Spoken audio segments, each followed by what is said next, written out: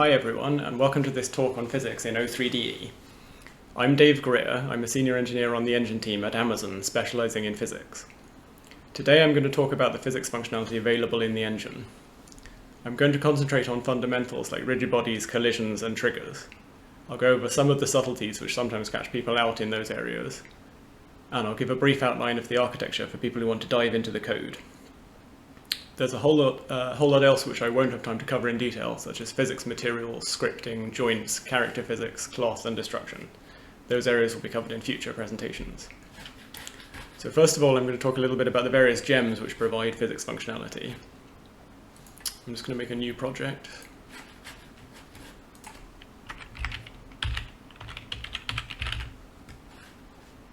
And then set up the gems.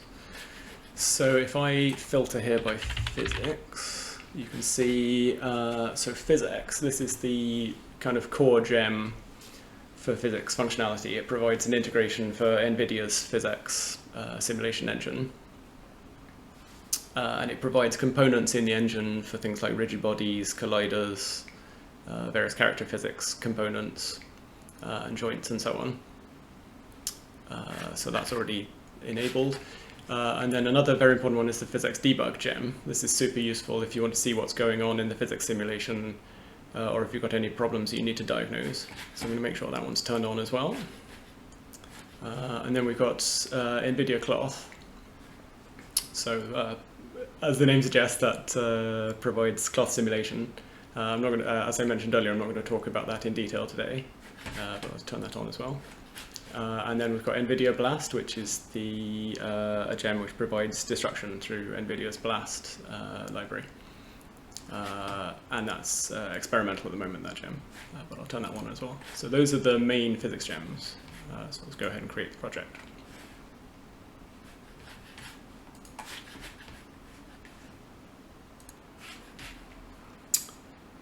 Okay, so now I've opened the editor, and if I go into the Add Component menu, you can see the components which are provided by the PhysX gems.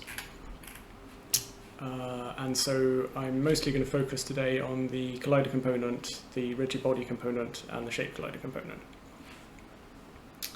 So the first thing I want to say about rigid bodies is that there are two kinds, static and dynamic. And so static ones, they are the ones that basically never move. They are not affected by forces or gravity, and you would use those for things like your permanent level geometry, so things like mountains or hills or buildings, things that are never going to move.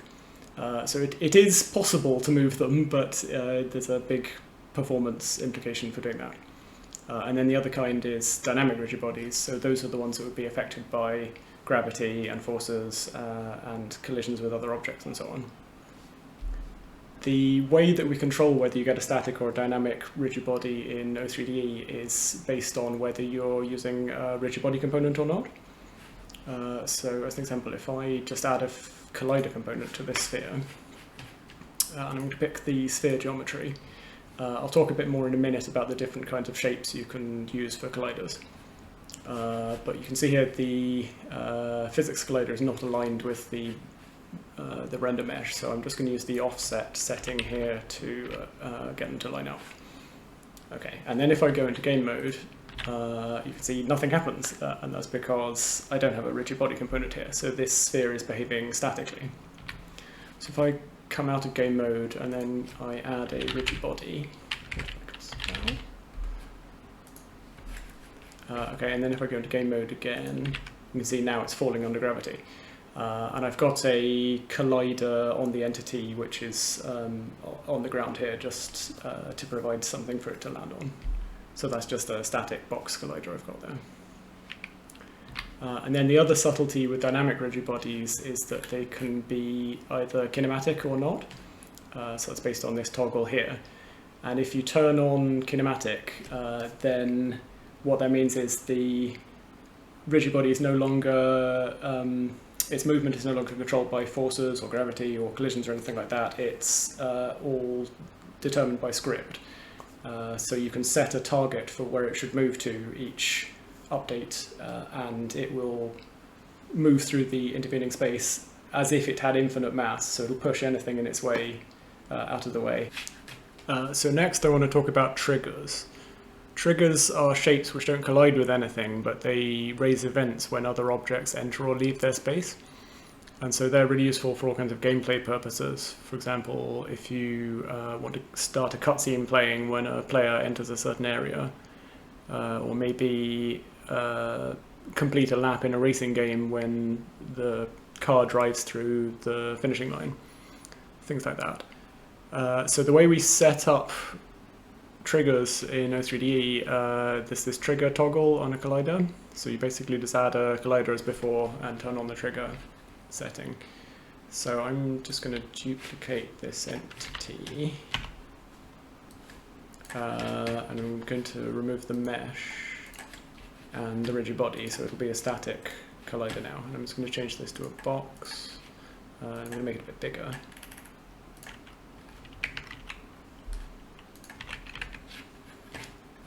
And then one of the components that can consume, and I'll turn on the trigger setting, and then one of the components that can use triggers is the force region.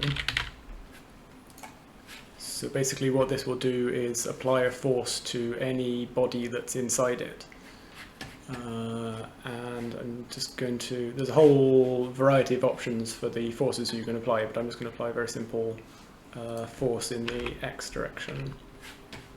And then when I go into game mode, you can see the ball is being forced off to the side by that when it enters the trigger. One thing that's really useful when you're working with physics is being able to visualize what's going on inside the simulation. So we provide a number of options to help with that. First of all, there's this draw collider setting in the PhysX collider component, which allows you to toggle this visualization on and off. Secondly, it's possible to connect to the PhysX Visual Debugger. The PhysX Visual Debugger is a really useful tool that's provided by Nvidia, which allows you to capture sequences of simulation and play them back and inspect them in very great detail, the state of the simulation. So in order to connect to that, if I go into the Tools menu and go to the PhysX configuration window, and then go to the Debugger tab, I can set this setting here. It's already set to connect when I'm in game mode. So the options are you can disable that or have it running in the editor, but I want game mode here. So now when I enter game mode, it's going to connect to the Visual Debugger, and then when I exit, it will finish the sequence. So I've got the PhysX Visual Debugger running in the background, and if I switch over to it now, you can see this is what it's captured. And as I was saying, you can scrub through the timeline, and you can inspect objects in a lot of detail. So, for example, I can see this contact here when the it's shown in orange when the ball collides with the floor. And then also you can click on the sphere and go and get more information about the state of the rigid body, its pose and its velocity and so on. And then finally you can save the sequence, which is really useful if you want to attach it to a bug report, for example. So then if I switch back to the engine, there's one other option, which is if I go into the console and type PhysX debug 1, so this turns on the debug visualization in the engine. If that command doesn't work, it probably means that the PhysX debug gem is not enabled. That's what registers that command. So now that I've turned that on, you can probably see there's a kind of faint pink outline around a lot of the physics objects. It's a bit easier to see if I go into game mode. And that's also hooked up to the IM-GUI menu. So if I press home to open that menu, you can see there's a PhysX debug menu here, and that's got more detailed settings that you can customize what's visualized and so on. Next, I'd like to talk some more about the different kinds of collision geometry which are available. So 3 of the major shape types are primitive colliders, convex meshes, and triangle meshes. There are a few other kinds, for example, height fields, but I want to concentrate on those three. So first of all, primitive shapes. So that's things like spheres, boxes, and capsules. The big advantage of primitive shapes is that it's very inexpensive to do collision detection with them. So for example, if you wanted to compute whether two spheres were colliding, you could just look at the distance between the centers of the two spheres and compare that to the sum of the radii of the spheres. So that's a very straightforward computation. And similarly, other primitives have very straightforward, inexpensive ways to compute collision.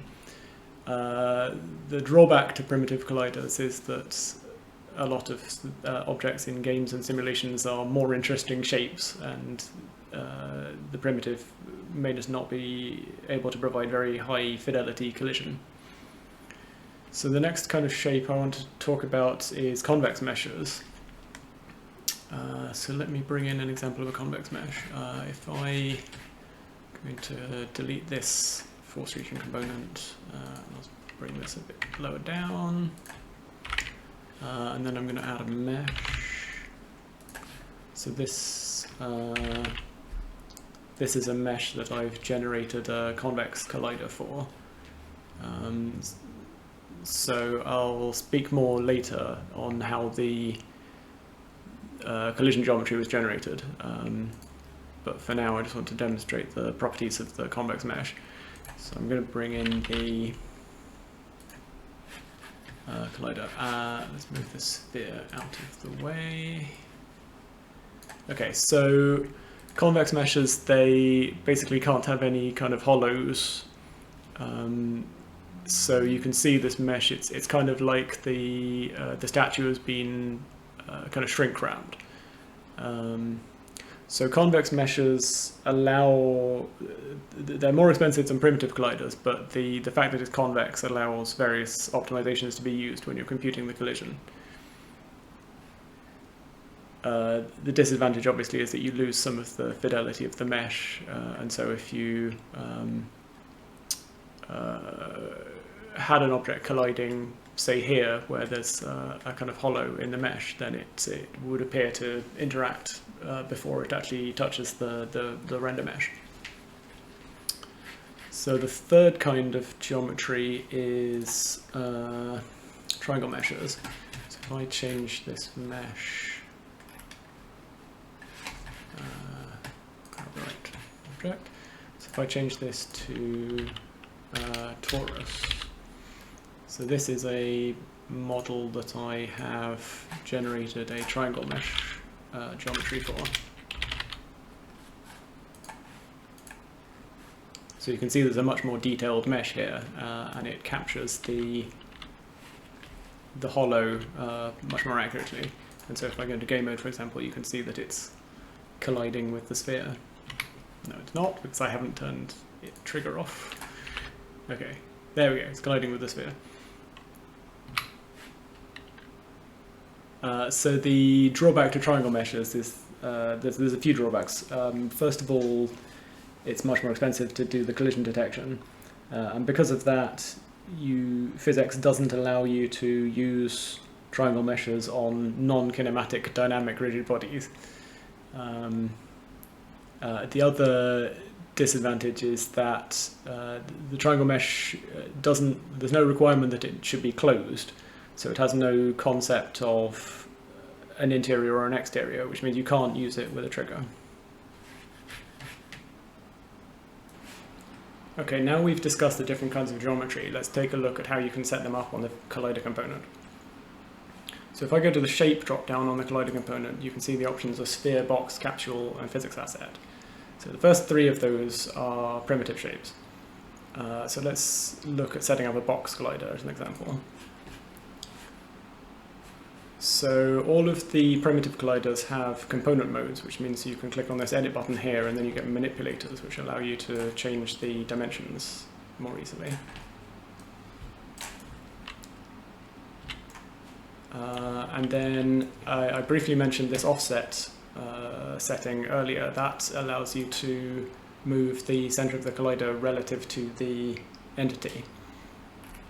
So because this mug was authored with the origin lined up with the base of the mug, I need to move the collider so that it lines up a bit better with the shape. Shrink it a little bit in the Z direction. Okay. So obviously this isn't a great representation of the render geometry, but in some cases you might want to use primitives, as we discussed earlier, for performance reasons. And one thing I didn't mention earlier is that you can have multiple collider components on a single entity. And so sometimes with a collection of primitives you can get a closer approximation to the render geometry.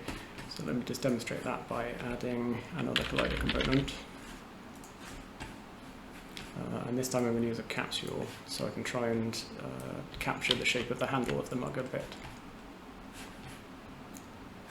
So I'm going to use the offset again, and also offset in the X direction, so you can kind of line up with the handle a bit, and then I'll use the manipulators on the collider to get the shape a bit closer.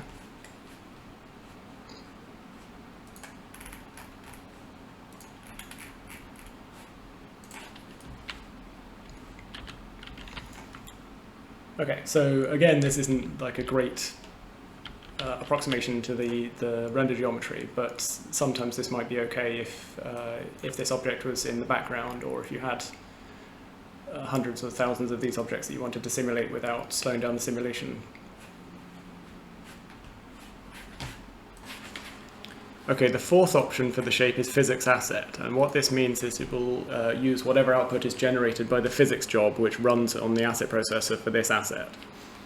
And in order to configure what outputs are generated, I can look for the mug in the asset browser and do right-click Edit Settings, and then go to the PhysX tab. And you can see here that currently all the meshes are selected. If I click on this icon here, I can pick which meshes in the FBX I want to work with. What meshes are available depends on how the artist has authored the asset. So sometimes they might have authored it with lower resolution meshes specifically intended for physics. Other times that won't be the case. And sometimes it'll be multiple meshes, or sometimes it can just be a single mesh. In this case, we've just got one mesh. So I'll keep that selected.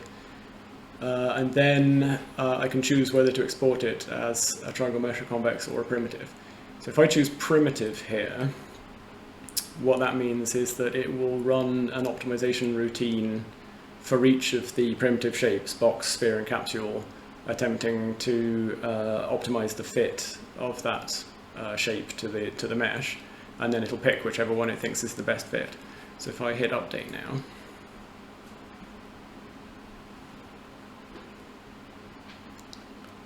so it's just running the optimization routine now.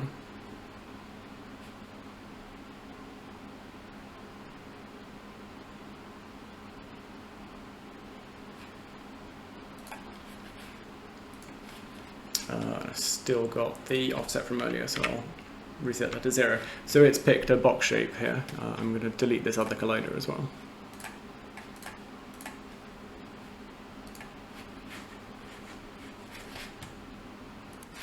Okay, so now let's take a look at some of the other options for the export settings. So if I go back into the FBX settings menu, the next option I want to show is convex. So I'll hit update. It takes a little bit of time to process because this is quite a high poly asset. Okay, so now you can see we've got this collider, which is a nice tight fit to the exterior of the mug, but it's got that kind of shrink wrap effect, which destroys some of the detail in the hollows. Okay, but if I add a rigid body here, and then just lift this up and rotate it, and then press Ctrl-G to go into game mode. So you can see it does actually interact quite plausibly with the ground. The problem is, as I mentioned before, blocking off the fine detail in the hollows. So if I just put it back on the ground and bring a sphere in to interact with.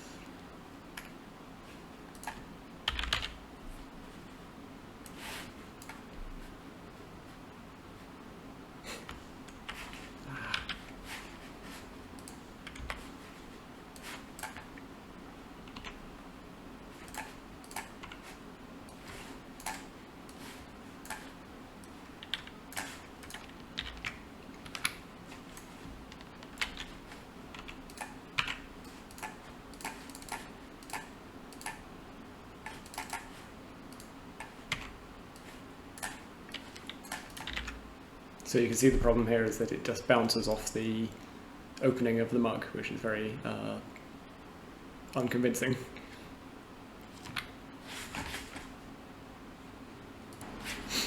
Okay, so now let's see what happens if I select triangle mesh in the FBX settings.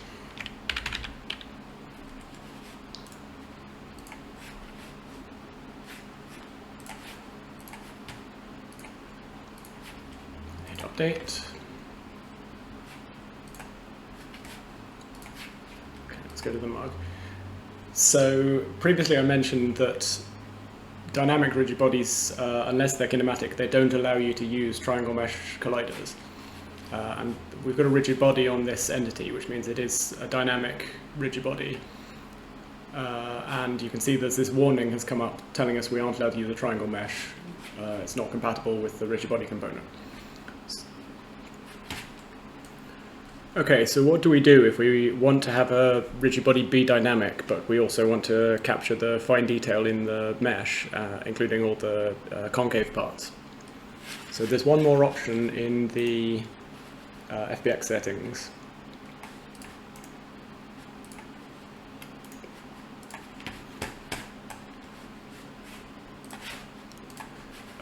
Which is decompose meshes, if I can find that. I need to change this to convex, and then decompose meshes becomes available. So I turn that on, and what that's going to do is use the VHACD library to split the render mesh into convex pieces that approximate the shape of the mug. So I'll hit that. That's going to take a little while because convex decomposition is a pretty expensive process. One thing I forgot to mention previously is the physics asset shape is a container, so it can contain multiple shapes, and each shape can be a primitive, a convex, or a triangle mesh, and each shape can have its own offset relative to the entity position. So this is going to generate a collection of convex pieces. Okay, so you can see now it's split the mug up into lots of different sections. If I just hide the mug, it's probably easier to see. So you can see in the handle, for example, we've got several distinct pieces, all of which are convex, which means we can attach them to a dynamic rigid body. If I re-enable the mesh and go to game mode, you can see now the ball falls into the concave interior of the mug. Let me just bring in some more spheres so I can demonstrate that better. Oops.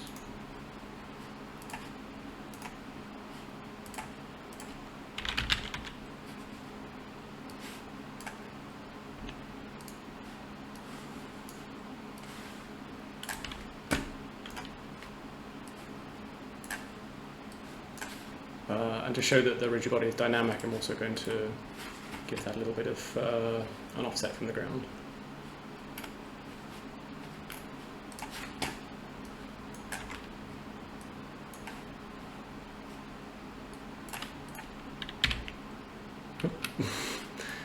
Line those up a bit better.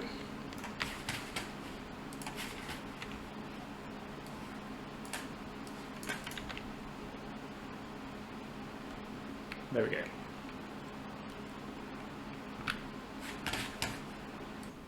All of the collider examples I've talked about so far have used the PhysX collider component, but there is another way to set up your collision geometry, which is the PhysX shape collider component. The key idea of the shape collider component is that it doesn't define the geometry itself, but it looks for a shape component on the same entity and uses that to define the geometry. So if I delete this existing collider component and add a shape collider component, so you can see it's looking for a missing component because it needs a shape component to tell it what geometry to use. So if I hit add required component, these are all the components which satisfy the shape service. Not all of them are compatible with the shape collider component. The ones which are compatible are the box, capsule, and sphere, which behave very similarly to the primitive colliders in the collider component. And then there's a couple of other components which aren't available to the PhysX collider component, the cylinder and the polygon prism shape. So if I pick cylinder shape here, that's maybe a good approximation to this mug.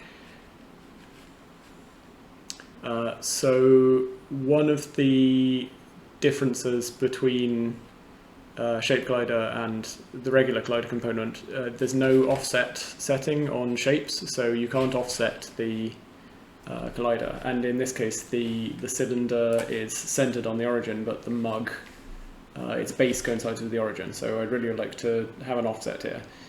The easiest way to achieve that is to delete the mesh from this entity. And if I add a child entity to the mug, and if I call this something like mug mesh, I'm going to put the mesh on that entity instead. And then I can use the entity offset. So if I just add a mesh and pick the mug asset, and then I can offset it relative to its parent. So I think I want about -1 here. And then I go back to the parent, and I can change the dimensions of the cylinder. So I'm going to need it to be a bit taller.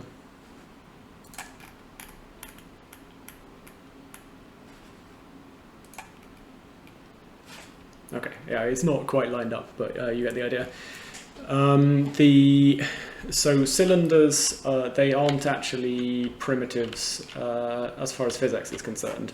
So what we're doing here is automatically generating a convex mesh that approximates the cylinder.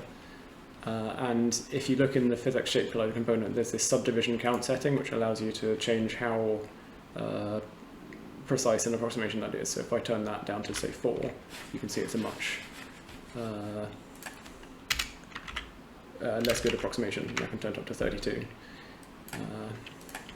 But 16, the default value of 16 is a fairly good starting point usually. So another difference from the regular collider component is that shape components, you're only allowed a single shape component on an entity. So for example, if I added a box shape as well, so you can see it's complaining that these components are incompatible with each other. So because you're only allowed one shape component, as a result you can only have one shape collider component as well. You can combine that with regular collider components as well though. So you can have as many collider components as you want alongside the shape collider component. So I could do the have a separate collider for the handle, as I demonstrated earlier, for example. The other shape which is available through the shape collider component and you can't get in the regular collider component is the polygon prism. I'll just quickly demonstrate that because it's really useful for level triggers. So if I just delete the shape, oh whoops, delete the cylinder shape and add a polygon prism. Okay, so the I'm just going to add some more vertices to the polygon prism. So if I was going to the edit mode of the polygon prism, and it's control and left click to add more vertices. So you can see I've made this into a convex, a concave shape because of this hollow here, but the physics, the shape collider component has automatically decomposed it into convex pieces, so you can continue to use it as a trigger.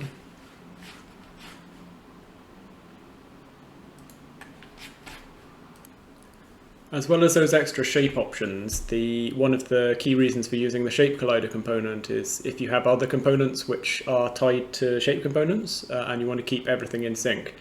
So for example, if I were using the polygon prism shape component to define a region where objects could spawn, and I also wanted to have the physics collider there so that I could use it as a trigger, then if I modify the polygon prism shape component, all of those components will be updated in tandem.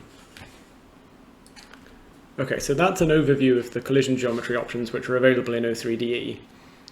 There's a lot of design decisions around how complex your objects are, how prominent they are in the scene, whether they have concave regions, what level of collision fidelity is required, and performance considerations.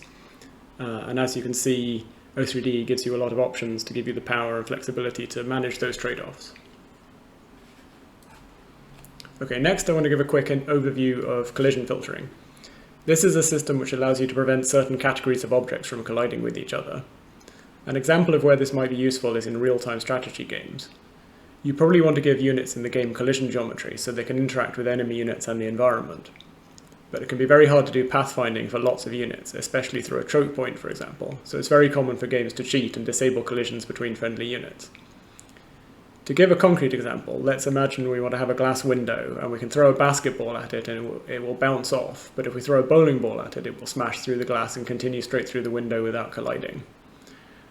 There's lots of ways we could set that up, but one way is to use collision filtering to prevent the collision, and then we could use a trigger behind the window which destroys the window when the ball enters it and spawns some glass shards. Okay, so let me quickly set up that scene. Let's delete this polygon prism shape and add a box shape. And I'll resize that. So this is going to be my window.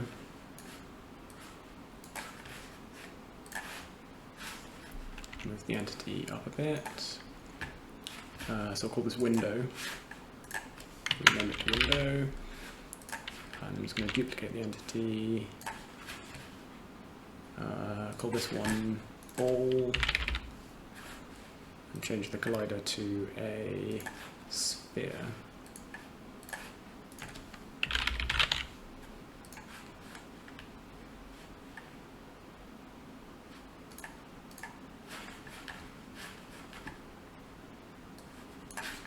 And then we're going to add a rigid body component to this entity, and I'm just going to give it an initial velocity in the x direction.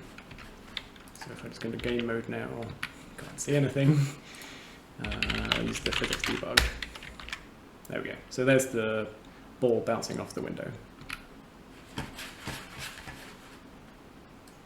So the next step is to set up the collision filtering. If you look at the collider component, you can see there's these two settings here, collision layer and collides with. So collision layer is basically the category that this object belongs to, and collides with is essentially a list of other categories that the object will collide with. So if I click on the drop-down options, you can see there's fairly limited options at the moment. These are just the categories that are automatically created. But I can create more categories by going to the collision filtering tab in the physics configuration window. You can also access it by clicking this icon here. So in this case, what I want to do is create a new collision layer called glass for my window. And then I'm going to make a group. I'm going to add a group called, so I'm going to call this destructible. No, I'm going to go indestructible.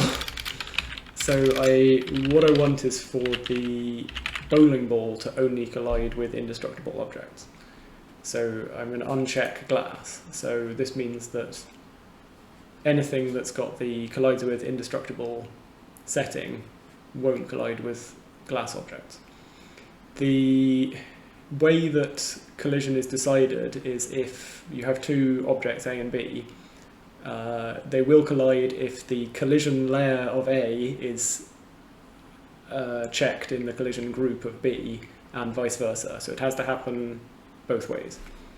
Okay, so now if I go back to the window, I can set the collision layer to glass. Okay, and if I go to the ball, so this is still set to all. So at the moment I'd expect it still to bounce off the window. Okay. And then if I change it to indestructible, so now this represents the bowling ball, and it should only collide with objects which aren't destructible, which doesn't include glass. Okay, so it passes straight through the window. Okay, next I'd like to give a very brief overview of the architecture of the code for people who want to dive in and start contributing code to the engine. The first thing I want to talk about here is the physics API layer. One of the key tenets of the engine design is modularity, so it should be easy to swap out the PhysX gem and create your own gem for another physics backend, perhaps because you have a lot of experience with another physics engine, or there are specific features you'd like to use. But there are a lot of touch points between physics and other parts of the engine. For example, there's the character controller and ragdoll, which interact with the animation system. Another example would be in audio. It's very common to use physics raycast to determine if a sound source is occluded. If all of those touch points work directly with physics, it would make it difficult to lift out the PhysX gem and use an alternative physics backend. So the point of the physics API layer is to provide an interface for those common operations like scene queries, so all those touch points don't need to be rewritten if the physics backend is changed. This layer is not intended to be a complete generic physics API. We've kept it fairly minimal, just enough to support those common use cases like audio raycasts. The code can be found in code, framework, AZ framework, physics. So, for example, in this folder we've got the physics scene queries. Everything in here is interfaces and configuration structures. There isn't any implementation. So the implementation would be in the PhysX gem or in another gem if you wrote your own gem for a different backend. So now we can take a look at the PhysX gem. That's located in the gems folder under PhysX. So inside there, there's several projects.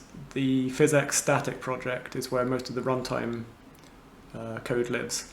And then there's PhysX editor static, which has a lot of useful editor code in it. So if I open up the runtime project, the first thing I want to talk about here is the include folder. So this folder is shared outside the project.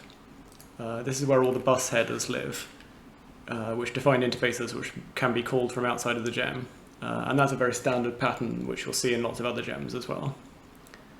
Next I want to talk about PhysX system. So that's in the source folder. Okay, PhysX system is just here. So this handles a lot of functionality which operates at the system level rather than on the level of individual entities. So things like initializing PhysX, creating, configuring, updating and destroying physics scenes, they're handled here. Then we have the system component, just here. That builds on top of PhysX system and adds component logic, handling things like activating and deactivating, connecting to buses, implementing bus functions, etc. So that's another common pattern in the PhysX gem, having a low-level object which implements a lot of functionality, and then a separate component which builds on top of it. You can see a similar pattern for a lot of the other components here. For example, we've got rigid body and rigid body component. So you can find all the runtime components here, some of which we talked about and others which we didn't have time to cover. One thing I'll quickly mention here is that although the collider component is a single component in the editor, it makes several runtime components based on the geometry. So for example here you can see the box collider component, capsule collider component, and so on. Okay, so that's all I'm going to say about the runtime project. Then we've got the PhysX editor static project. So inside here you'll find editor versions of all the components. This is where all the UI for the entity inspector gets defined, and component modes for the components which have those. There's also the pipeline folder.